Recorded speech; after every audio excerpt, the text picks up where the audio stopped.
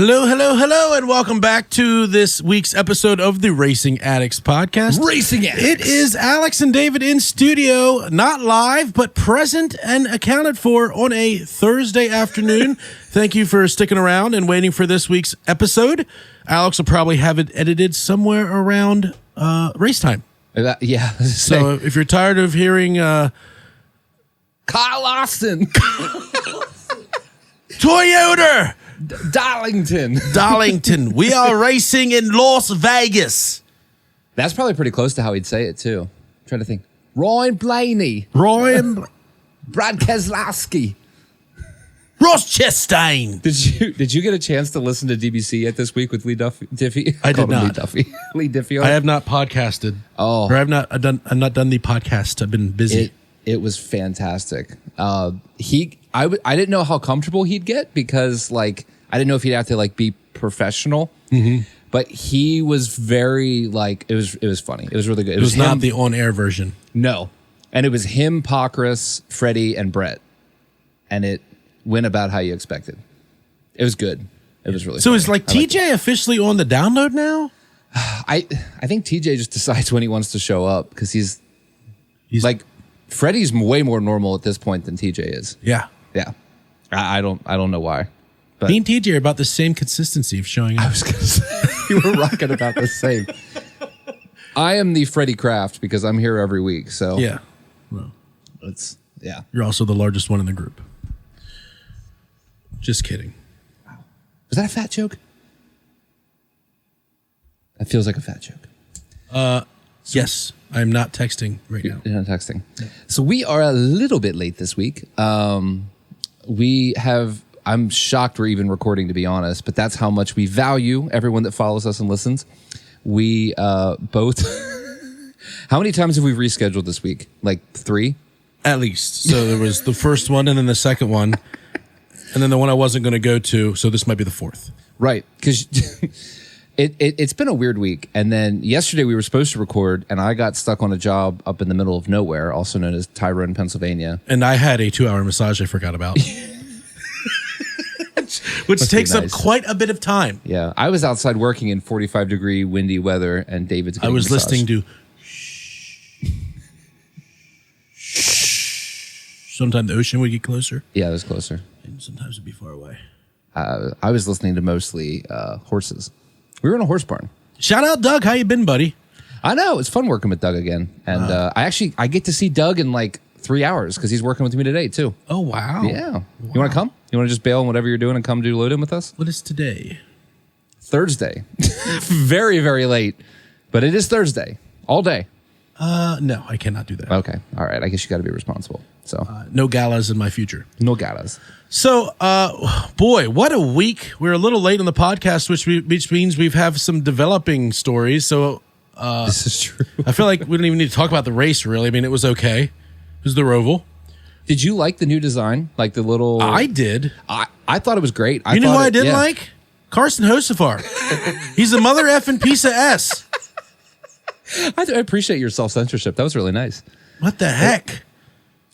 Was there anybody that Carson Hocevar did not hit on Sunday? That's the only thing that made me feel better about Brad getting taken out twice by him.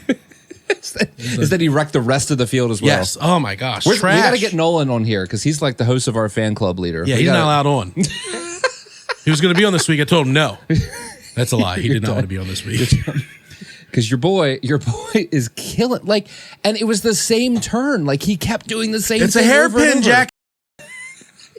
Gotta slow down. Can't take it 4 wide. Yeah. I was equally not happy with Carson. He did get 12th. 12th place finish. Well, when you wreck the whole field, I mean, honestly, that's probably low. Honestly, yeah. I mean, Blaney didn't hit anybody, and he finished 9th. 10th. So 10th. Hey, at that track, that's a win at this point. That's a win. For the 12. I'll take it. That's a win. His road course track record is becoming like Brad Keselowski's. Yes.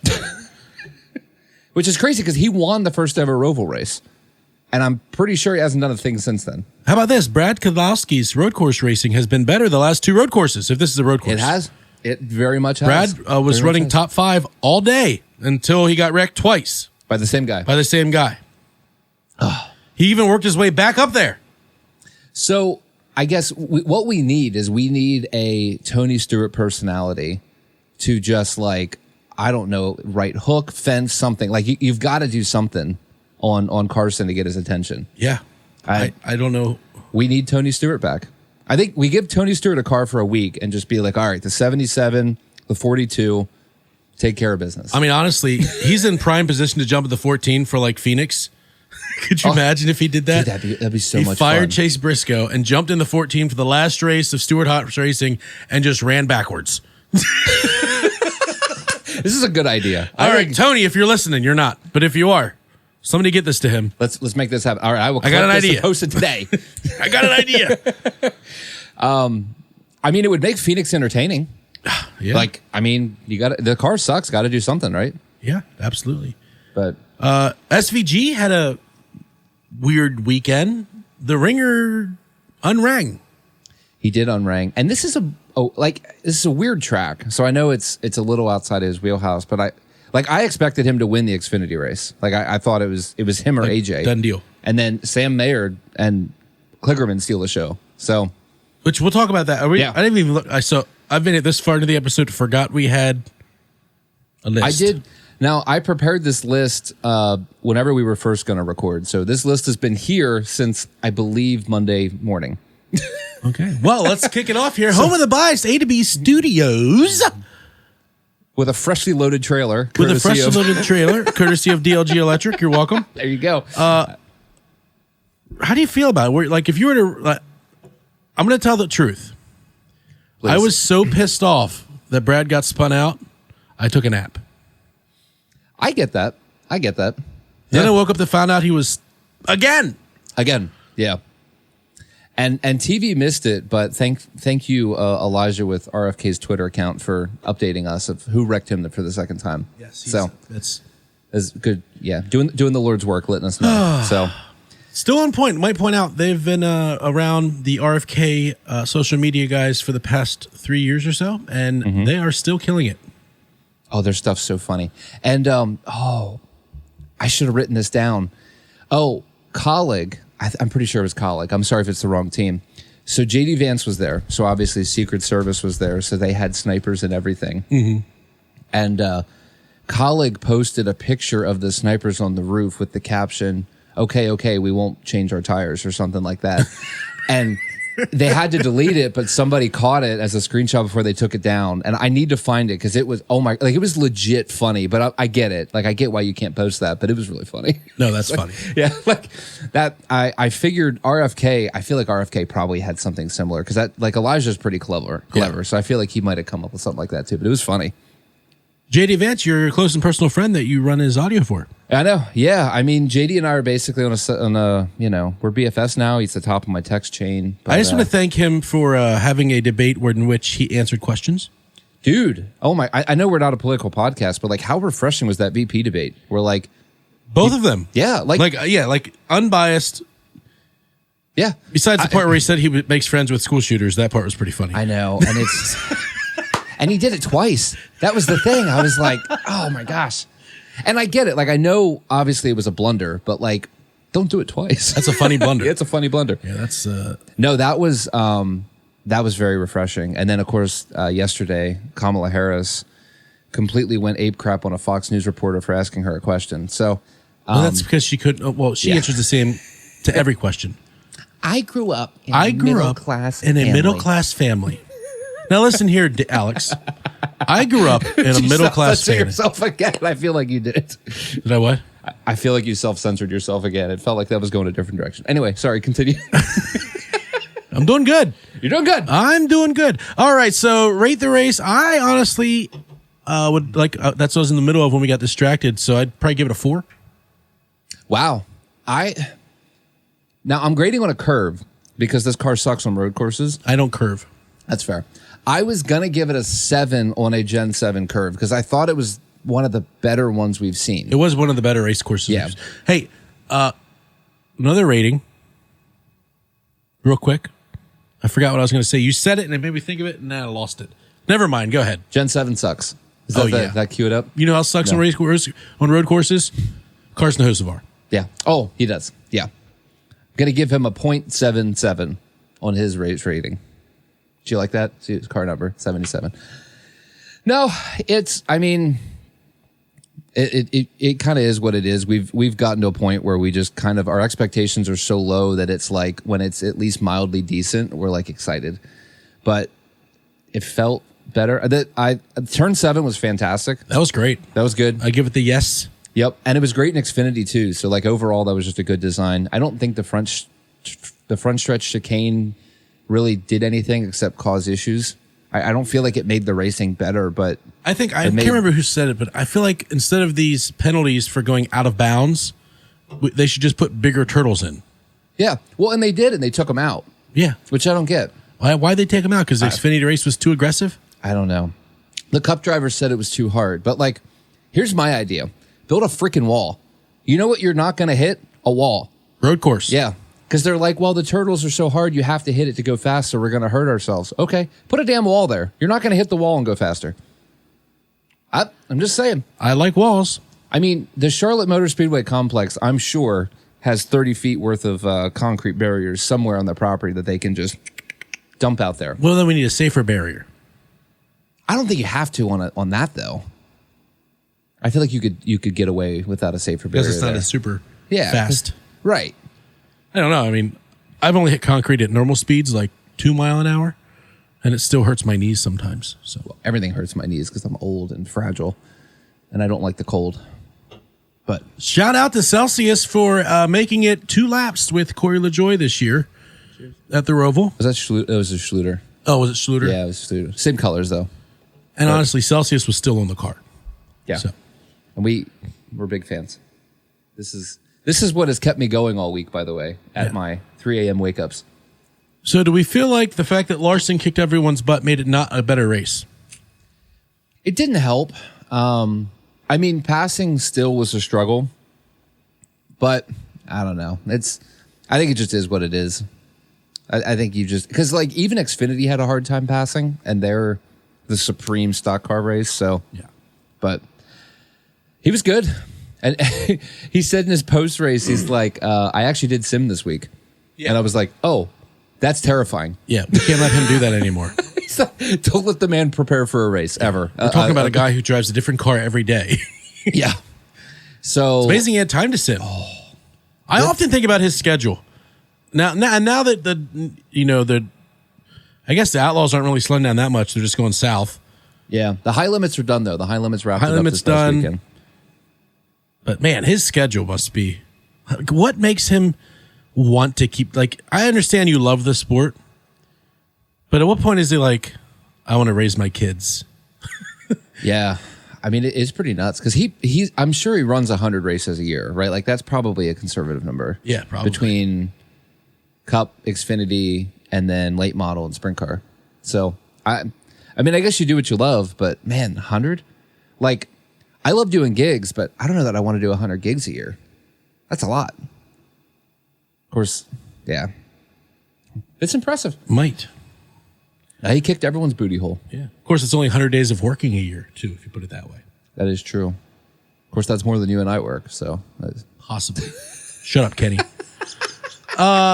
So the biggest thing that I'm frustrated about, because it took out my championship pick, Alex Bowman gets DQ'd for being too light. Have we found out the actual weight of how light he was?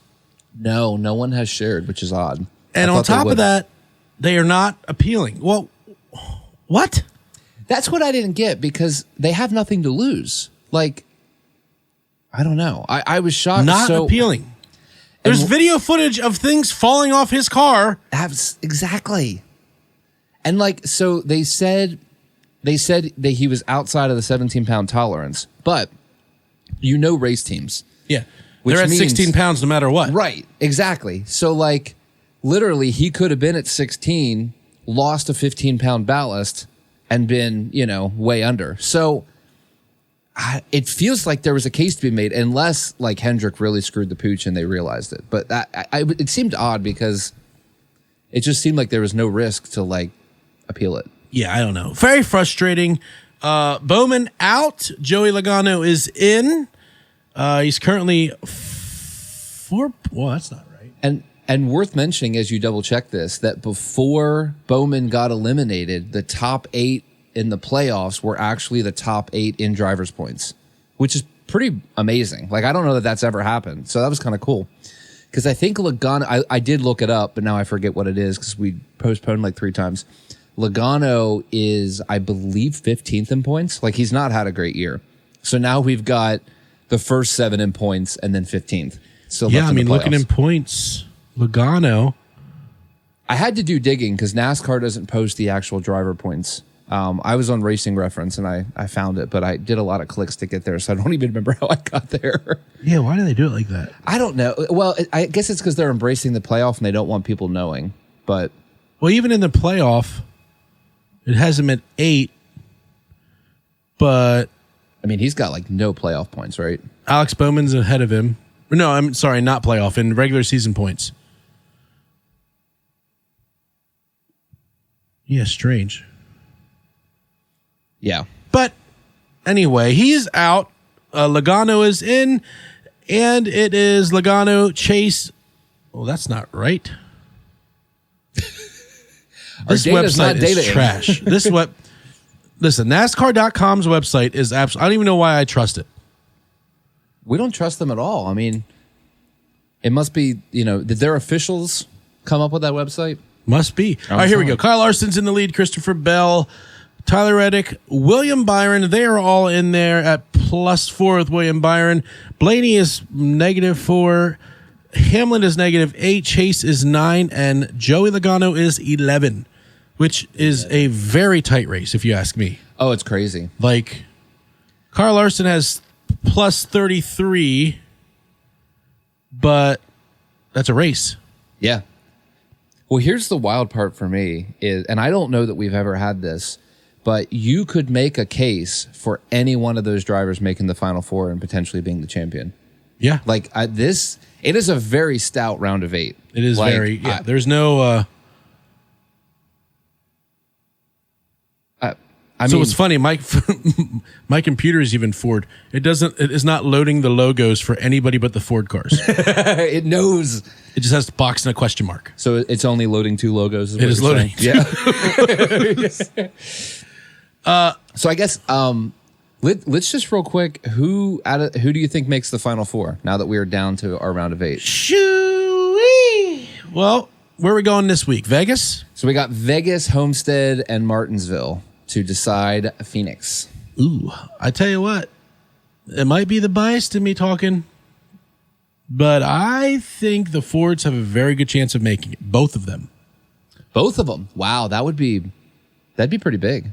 Because I mean, their 1.5 mile speed is there now. It's there. And it wasn't before. So that's true. So I am going to pick Joey Logano, not in particular order. Okay. All right. I was just going to say, I'm like, wow, that's a take. Joey Logano, Ryan Blaney,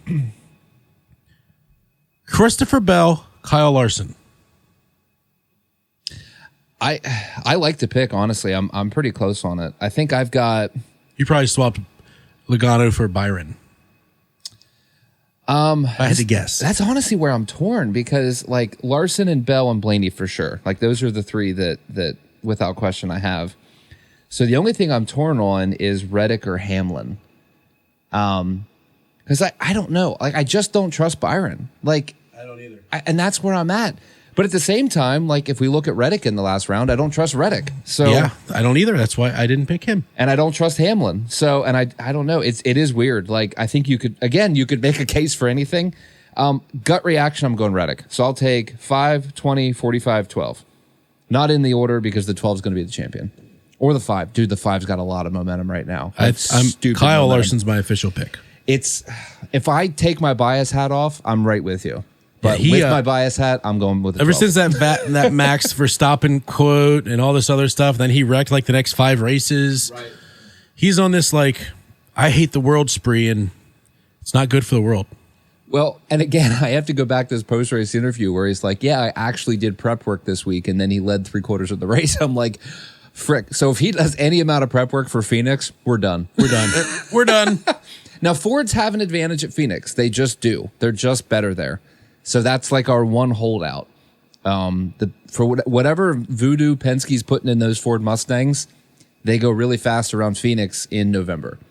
Not so much in the spring, but in November, they always go faster. It's like they get the Goodyear discount code. They know what the tires are going to do. They do something. Penske's smart. They save all their cheats for the end of the year. Yeah. But how wild would that be if Logano made the Final Four? Because he's 15th in points. He barely the win that got him into the playoffs. It's like when the Giants won the Super Bowl. Yeah, it honestly is the same because if you remember, the only win that Logano had to get him into the playoffs was the Nashville race where we had 27 green, white checkers. Yep. And he won just because he didn't run out of fuel. Yes. So, like, how wild is that? Like, if he makes it to the Final Four, you talk about luck. That is, like, the highlight of the 22's year. Yeah, definitely.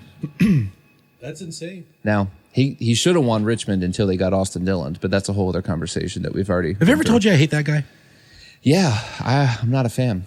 All right. You know what's funny? One note I noticed is that Austin Dillon both screwed and saved Reddick on Sunday because Reddick got his major damage when Austin Dillon just spun himself in turn 7. Mm-hmm.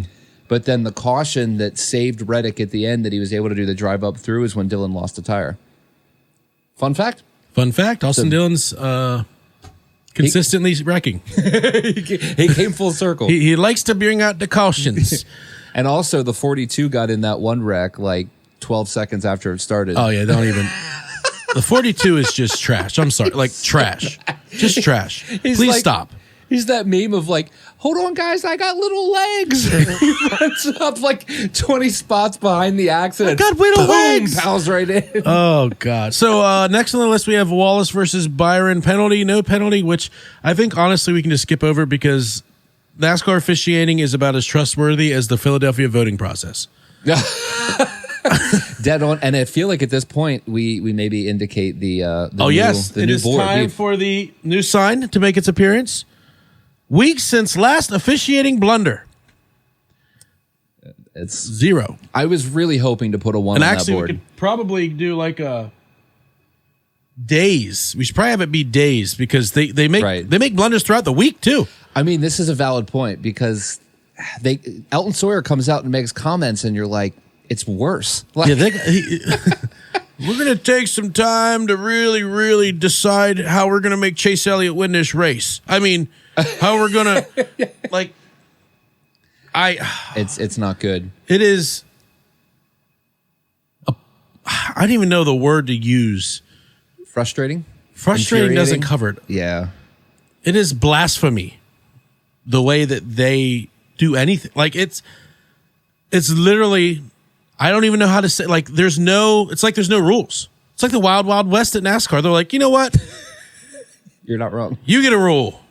Well, and we didn't see that one. If you want some we only have 36 cameras running. We didn't see that one. Nope. And if you want some icing on the cake, so the lawsuit that they filed against NASCAR was the charter that NASCAR said, here's the last deal, sign it in the next 2 hours or you lose your charter, as you remember. NASCAR this week filed an extension on the continuance that 2311 and FRM filed because, quote, we didn't have enough time. I wish I was making any of this up, but I'm like, it's just like, how do you not see the irony in that and start laughing? Yeah, NASCAR is so bad they're making me like Denny Hamlin. I know. That's how bad they are. Oh, I'm just glad Michael Jordan came around and was like, you know what? We don't need your money. Yeah. We'll make it work no matter what. And That's pretty bold. Yeah, they're like, he said, I'll pay for this thing out of pocket. I mean, that's what FRM's doing already, too. They made the statement because Bob Jenkins owns like all those restaurants, Long John Silver's and I think Arby's. Anyway, doesn't matter. And apparently those companies are literally like subsidizing their race team. And he's like, we have stripped as much as we can and we still are going in the hole. And when I tell you FRM is running on meat and potato or whatever, like rice and beans, that is the world's smallest race shop. You cannot downsize any further than FRM has. It's tiny. So it's tiny. He is tiny. Like Alex. Yeah, Reddick wreck to playoffs. The Reddick wreck to the playoffs. Yeah. We kind of did cover that, but we kind of covered that. Yeah. Good drive back. Casgrala versus Jones. Who could be the worst driver? I don't know. Suarez versus everyone. Suarez is also one of those drivers who's on my list of things that I could just... Oh, I hate that guy too. Who was a bigger idiot Sunday, Daniel Suarez or Carson Hocevar? Ooh, it's a tough one. That's like picking between Saddam Hussein and Hitler. Can we just kill them both? Yeah. Well, I'm glad we don't have to pretend that Suarez has a championship potential. And while we're talking about crappy drivers, how many times did John Hunter Nemechek avoid a wreck? 0. 0, 0, 0. I forgot. Gosh. I was feeling saucy when I wrote these notes, and I totally forgot I put that in there. Comparing previous predictions. I'm hoping you, since you have that on the list, you have the previous predictions. Oh, crap. I did, and I lost it. You did, but you don't. But I think all of our championship picks are still at play because I know you went Bell, Mitch went Byron, and I went Blaney. So, well, I technically went. I think you backtracked on the Bowman champion, didn't you? No. I went all in. Oh, never mind. All right, so your pick is gone. I thought you had him in the Final Four, but you landed on Bell, so I must have screwed that up. But, I might have. Well, hopefully I forget, and I did do that. Yeah, let's go with that. Let's just say you picked Bell. But once again, NASCAR officiating makes everything off. Yeah. Everything's on the table and off the table simultaneously. So as we transition, thank you, Kamala, for paying for this. As we transition to the Xfinity Series. What is it with presidential candidates and doing this when they talk, by the way? Because like Kamala and Donald Trump both do it, where everything is like, listen, look, I grew up in a middle class family. You know why they do that? Because they're just talking pieces. It's like the puppets up there talking. That was the other good part with the VP debate is they didn't use their hands. They just like talked. They used their words. Yeah, it was beautiful. Anyway, ADD rabbit trail. Sorry, you're back. Kligerman almost wins. And when I say almost, I mean, we're talking a foot. A foot at it hurt, dude. 180 mile an hour? So much. How long is that? Not long. Milliseconds. Milliseconds. If the NASCAR official would have woken up from his nap 1 second later, Parker Kligerman wins that race. Here's the question. When you have a car that's literally tail fin deep, like you cannot see the car. Yeah. There's tires completely surrounding this car. Yeah. 20 seconds they wait to throw the caution. Yeah. Yeah. I thought they were waiting to throw it and that's for him to cross the white flag. I did too. Because we talked about it after Indy. They've done that before. So that was honestly what I expected. I was like, it's kind of a crap move, but at least we're giving Parker honestly, a win. It doesn't bother me because it has nothing to do with the race. Right. And that's like, and especially because it was Parker. Like if it was someone I didn't like leading, I probably would have cared more. But absolutely. But because this is the home of the bias, we're allowed to act like that. Exactly. But even without like the bias, like I said, that car had nothing to do with the race. Wasn't in the top. Right. He was in like 20 something. Yeah, it's Honeyman. That's where he lives. Yeah. We're letting a crappy driver who literally lives in the tires. Yeah. He's he's really good at wrecking late. Leland Honeyman is typically the last caution of the Xfinity race. Yes. So, I think at this point, especially on a road course with it being like, they were coming up on him when they threw the caution. Yeah. That's why they were doing it. But they could have just waited. At that point, why not? It's weird. He won the race, especially on a race like as important as this cutoff race, letting it be decided in overtime because some no-name car couldn't stay on the track to finish last. Yeah. That's just that's the only part that's frustrating. Do I think it should have been a caution? Yes. Oh, 100%. Could have thrown the if you're going to throw the caution, throw it when it happens. Don't wait 20 seconds. I think they were coming off of his pit box celebrating. Yeah. Yeah.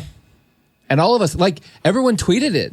Everyone had holy crap, social he did media post. Yeah. And then it was LOL, just kidding. Apparently that's not. Ugh. And again, it's one of those where NASCAR comes out to defend themselves and they make it worse because they're like, well, we didn't see it. And I'm like, meanwhile. Once again, what? Here's an issue. Here's a problem. I was watching the race on my iPhone while eating dinner at Texas Roadhouse in Harrisburg, Pennsylvania, and somehow I was more aware of what happened in the race than the officials that are at the race getting paid to officiate the race. It's like that's a problem. It's like the officials are watching the Fox broadcast. Yeah. They're like, oh, is that a chick with a nice rack? Like, how is it that the dirt tracks around us, there's like 55 dirt tracks around us. Each one of them have like 50 guys in official. Yeah. You know, I'm an official, blah, blah, blah. Like, they have every square inch covered with officials. Yeah. NASCAR also has that. You tell me we can't put an official in every corner, and when somebody hits something, they go, hey, somebody hit something. Yeah. There's a car in the tire barrier. Yeah. Like, I guarantee you, if you pull, I don't know, 20 guys out of the stands and say, hey, you want a job? Let me know if somebody hits this. Yeah. They'll say, yeah.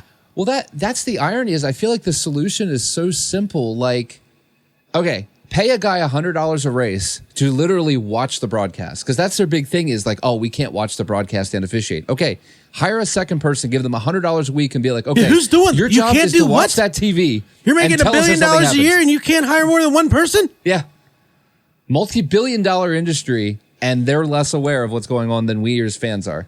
That's a problem. Yeah. Big problem. Oh, look, there's a wreck. Stacking excuses. Like, you don't even have to really have it like, you can have like the broadcast here, and you know because they jump to it. Yeah.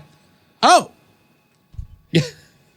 And then they're like, we had to verify. I'm like, he's under the tire barrier. Like Under. he literally like he lifted the tire barrier when he went into it. Yeah. Like he was not getting out. It's like a cartoon almost. Yeah. Helen Keller could have seen that car wrecked. Yeah. I mean, give me a Ray break. Charles saw it on the way. Come on. Helen Keller sent a text. Hey guys, there's a car in the barriers there. So the answer is yes, it should have been a caution. However, I feel like it should not have been an overtime finish. So they should have allowed the white flag to hit and then throw the caution. Because, like I said, you shouldn't let an old, and it's probably not right. I'm going to have people who disagree with me. Well, yeah. But I don't think you should let a car that's has no effect on the race ruin the top 10. And that's what sucks, because the rules are the rules. So it's like, how do you differentiate in the rules of relevant cars? They differentiate in the rules every day. Is it a Hendrick car?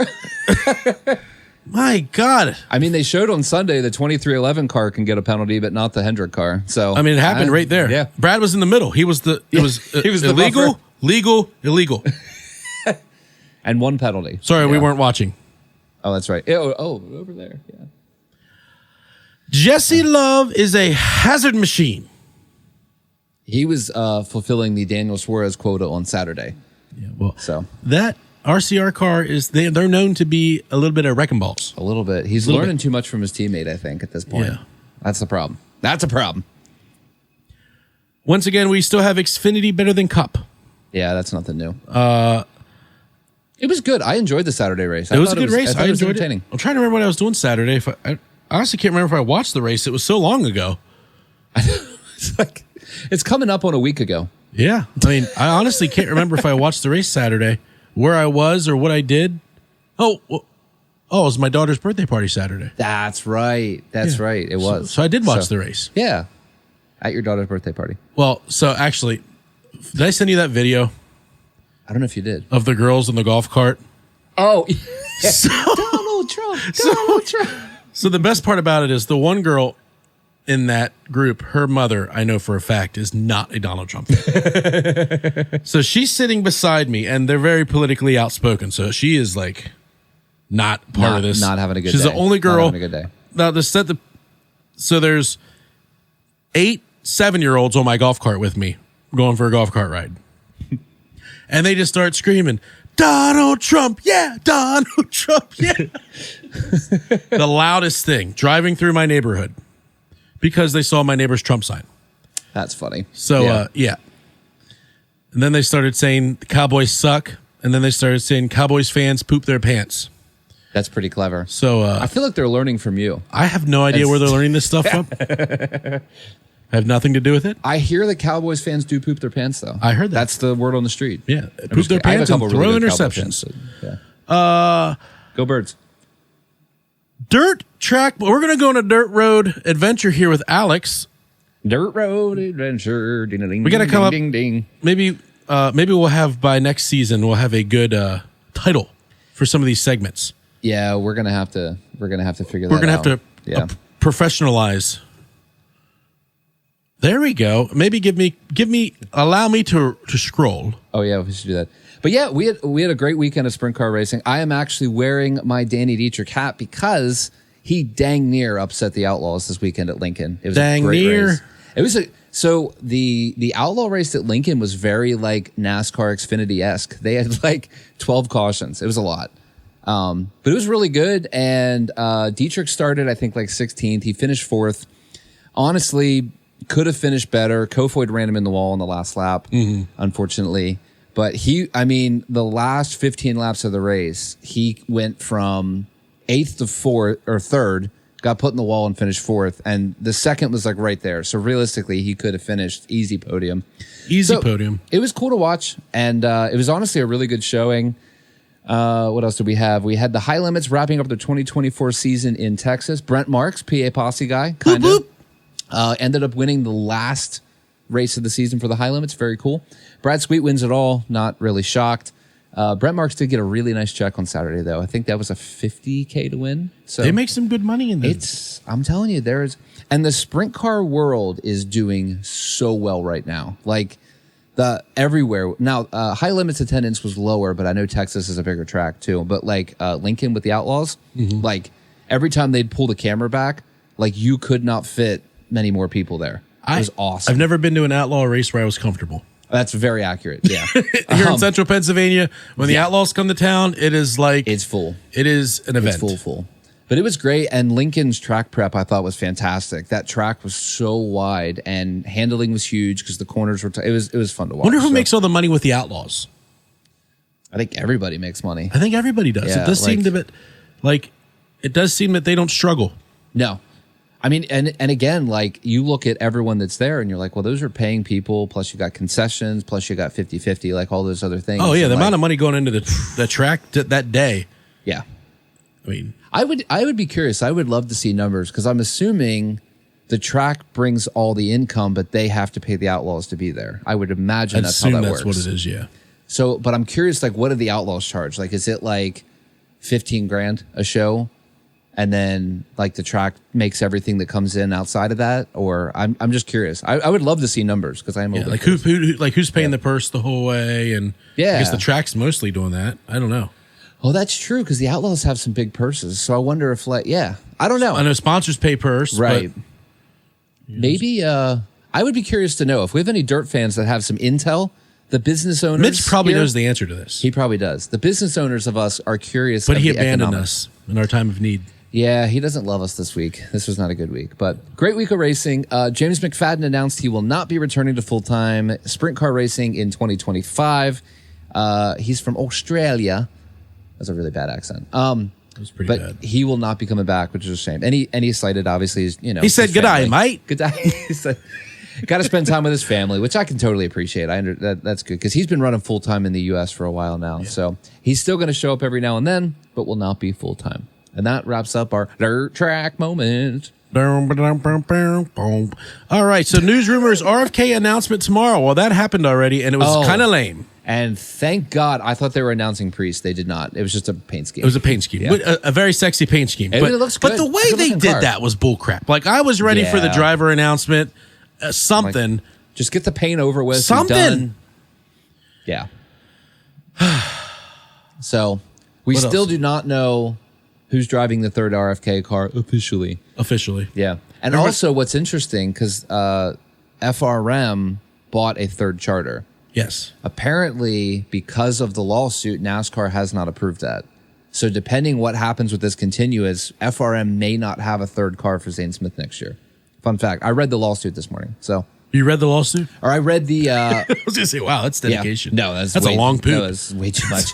No, I read the continuance. Matt Weaver posted a really good article this morning on SportNot, and I was reading just about it, and I did not realize that there was that approval. Well, I knew there was the approval process, but I didn't realize the lawsuit affected that, and that NASCAR had technically not approved the purchase yet. So, very interesting. Well, I mean, they technically don't have charters as of the end of Phoenix. And that's...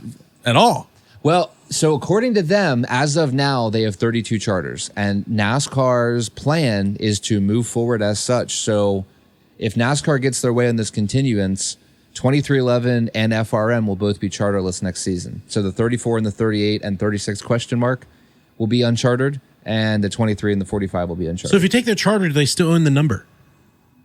Well, so I think if it's not a chartered number, you can do whatever you want, because it's like the 84 is unchartered. Yeah. The 67's unchartered, the 50, all that stuff. Like anybody can drive it. Yeah. It's just you lose a butt ton of purse money, like millions, and you're not guaranteed a spot. So if you don't qualify on time or if something breaks during qualifying, you're done. You're done. So it's gonna be super interesting to follow. This is insane. It's not gonna be good. It's not gonna be good. I'm hoping and really, so they wrote letters, and our buddies at the Here for the Speed podcast actually shared some of the info from the letters that NASCAR and 2311 sent to each other. And 2311's was basically like, we filed this lawsuit because we just feel like this has been an unfair conversation, and here's what we're concerned about. And NASCAR basically responded with, well, we've done all we're going to do, and it's not our problem, so I guess you're not having a charter next year. So things are not good between NASCAR and the competition right now. And I feel like it's just going to continue to get uglier. And then even in their filing against the continuance this week, they were very aggressive in their wording. Like it doesn't seem like it's going to be it's not happy. It's going to be a wham, bam, thank you, ma'am moment. They say, every good negotiation, everybody leaves not happy. Yeah.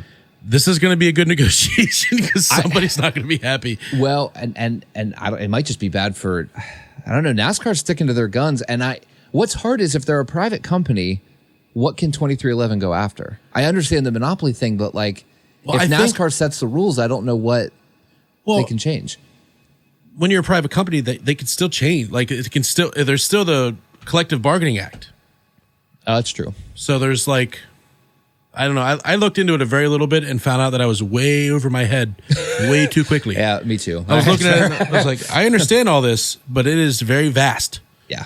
And at the end of the day, yes, you're right. I think I'm in the same boat you are, where it's like they're a private company. Michael Jordan, go start your own, just like High Limits did. Right. Or we could do the Cup Tour. I think we said that the other day. Did we do the Cars Tour thing? Yeah, let's have Junior take over, start his own Cup series and call it the Cup Tour. Dude, that would be so bad for NASCAR. I mean, there you go. There's the monopoly's over. Yep, everybody's jumping ship. Game over. It'd be interesting. And there's a lot of issues right now in NASCAR from an organizational standpoint. So the leadership is definitely it's bad. Well, and this what happens when you have a little too much nepotism. Yeah. Well, and they intentionally. So what was interesting is 3 weeks ago, David Hoots, he was the NASCAR race director for 20 years. They fired him in 2019, right before basically everything started going to crap. And Dale Jr. had David Hoots on his podcast 3 weeks ago. So right before all these officiating blunders started, David shared how basically him and his whole team got fired. They were just told, you're done. No reason, no nothing. And so to see that, and then literally that week was the Josh Berry incident, and you're like, yeah, you can kind of start to see the writing on the wall. Just remember when the Malaysian Airlines went down? Something wrong. That's all I'm saying. I don't want to. Yeah, not good. Yeah. So, that's it. I don't know where to go with that. I'm hoping that it goes better because I understand it should not be a passion that you're doing this. You should be making money. Oh, I agree. And I understand, but in all reality, what race teams make money?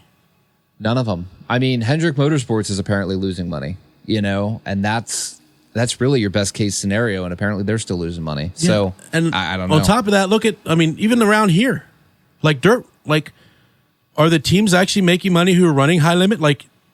I'd be curious to see, because honestly, they're paying their bills probably, but they're probably not making money. I would love to compare profit loss statement of Casey Kane Racing versus Hendrick Motorsports, because I feel like Casey Kane Racing might be more profitable at this point. Well, it probably is profitable, but here's the thing. In racing, money is speed. Right. So you're going to spend it regardless. So if sure. Why am I going to pay taxes on that money if I can invest it back to make me faster, Sure. to win more money to make me faster? Well, and it's the same argument where Denny Hamlin said, the whole horsepower to save teams money thing is the dumbest argument in the world because the teams are just going to use that money somewhere else. Yeah. Like he said multiple times, we run the most expensive 600 horsepower motor in the world. Yeah. There's nobody that has a more expensive 600 horsepower motor because all of those the funds are just getting put into like, what can we do to this rocker arm to make it 601 horsepower? Yeah. And that's just like you said with the tolerances. If we're not 17 pounds, we're going to be 16.9. Right. And we just overshot it by 0.1. Yeah. Could be. We lost a ballast. And that's how racing is. It's competitive. That's the whole point. Yeah. It's always, it's not cheating if you don't get caught. Which There's is very always true. ways to look around. Did you see that? Was it Purdue? That thing that happened in college football over the weekend? I did not. I saw the week before when they threw the goalpost in the river, but I did not see this week. I think it was Purdue, but I could be wrong. Might have been Notre Dame. One of those blue schools. They're on defense. There's 10 seconds left. So what the coach did was he put 12 men on the field to be able to cover all the players. And he got a flag. Yeah. But they only had 4 seconds left in the game. Wow. So he took a play out, basically. So he took their time off the clock, gave them 5-yard penalty for having too many players. Well, now they got 4 seconds. They can't get down the field and make a field goal. That's nuts. That's genius, actually. So they outlawed really it smart. over the weekend. Like it happened on Saturday and Sunday. The NCAA was like, "Yeah, we can't do that anymore." But that's racing. Yeah. Oh, you it's make the same it. You gig. do what Absolutely. you can, and then they make it illegal, and then you do something else, and they make it illegal. Which that's cool. It's the old T-Rex car where NASCAR's like, "Good job. Don't ever bring this car back to the track." Yes. Same idea. Yeah, I'm glad you did that. We're going to outlaw everything about that. Yep. This is a once and done. Arca. Oh, so I thought of this. So Jeremy texted me. His new. So you know what I'm talking about. Yeah. Yeah. So he got a new position. He's the global facilities manager now for that company. Whoa. And so he does even less. I'm just kidding. Well, now he just flies around a lot and looks at things. Oh, nice. So one of his new buildings is directly across the street from Nashville Speedway. That's pretty cool. So we should go. I was like, so what you're saying is you're going to have a house down there we can stay at? He said, I'm definitely looking for an apartment. So I got to make something happen. Might not have to take the camper down there, brother. That'd be fun. It might be sold by then anyway. So TBD. We could take the pop up. Yeah. Ooh. I go stay in Jeremy's house. You can stay in Jeremy's house. I'll just drive my car and sleep in the back of that. Yeah. I'll sleep in the Flex. All right. You can skip any of these if you don't care. Because I Deegan moving to Indy NXT is kind of a story.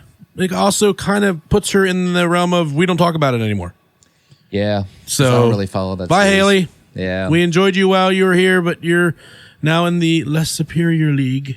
And I hope she does well. I really do. I want to see her succeed. I think she's cool. I hate that the NASCAR thing didn't work. But yeah, I think she's good. Yeah. Yeah. I don't mean that in any negative way. I'm rooting for her. She's going to do great, I hope. Updated DVP. And DVP, I believe, stands for Dumb Vehicle Policy.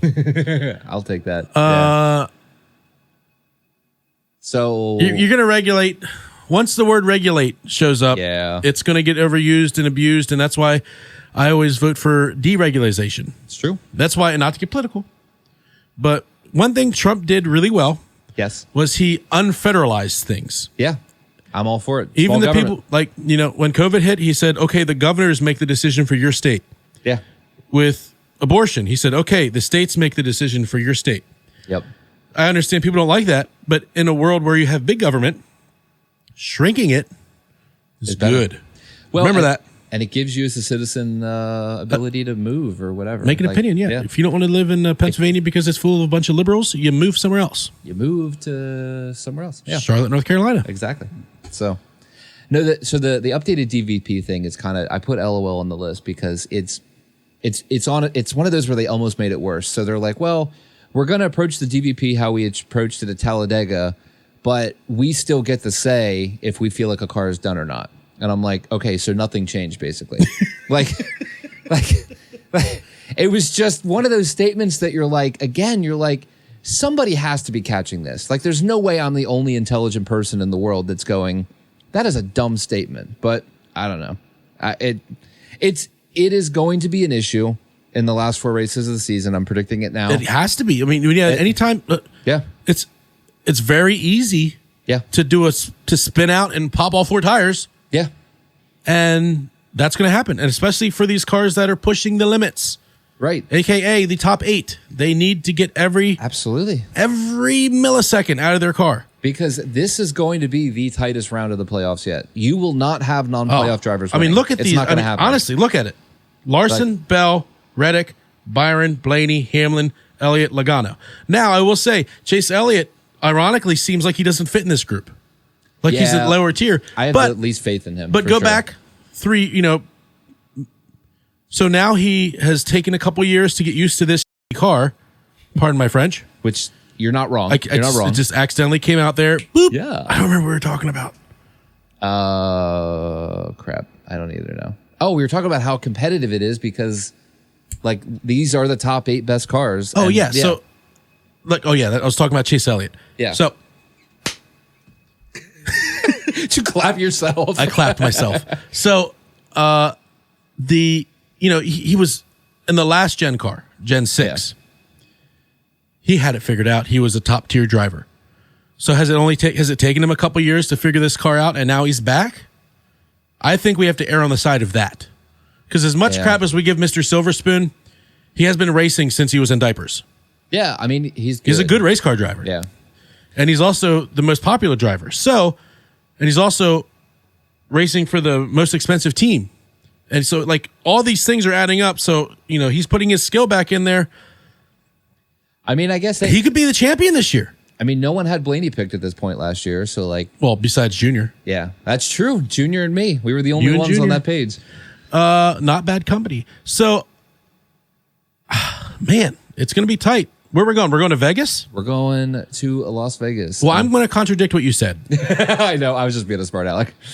When you said it's going to be them that win every race? Oh, you think someone outside the playoffs is winning this week? Yes. Wow. Who do you got? Who do you think's pulling it off? The Vegas champ himself. Oh, I think I know where you're going. Drop it in. Kyle freaking Larson. Kyle freaking Busch. Yeah. Kyle freaking Busch. I think it's either going to be, I'm going to give 2 picks. Okay. Back up. One is going to be Kyle Larson. Yeah. Why? No, not Kyle Larson. Kyle Busch. You really like Kyle Larson. I tell you, he's going to win a lot. He wins a lot. Kyle Busch. Okay. And if Kyle Busch doesn't win, it's going to be Alex Bowman. Ooh. That would be kind of wild, actually. That'd be kind of cool. Can you imagine the controversy that would come out of that? It's going to be huge. insane. It'd be like burn the buildings down. Yes. I think it's going to be a playoff driver, and I think it's going to be the driver of the 5. He won here last year to kick off the playoffs, and man, I think it's probably him. I think he's doing it again. Oh, I mean, I'm not going to disagree with you. Yeah. I picked him 3 times and they even tried to. Yeah, I think internally you were also voting Kyle Larson. So, I think it's the number 5 car. I think he gets it done this weekend. So it's going to be somebody named Kyle in the winner's circle. I think that's pretty fair. Winner's circle? Yeah, winner's Victory circle. lane? Well, and I guess it's going to be a Chevy because all 19 of our picks were Chevys. So yeah. That means, come on, Ryan Blaney. That's right.